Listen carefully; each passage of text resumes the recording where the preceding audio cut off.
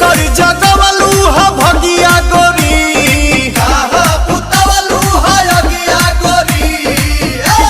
तो हरी हरी ओढ़नी तो हर छूटल कवन बगिया गोरी हरी हरी ओढ़नी तो हर छूटल कवन बगिया गोरी। अरे काहे बताई।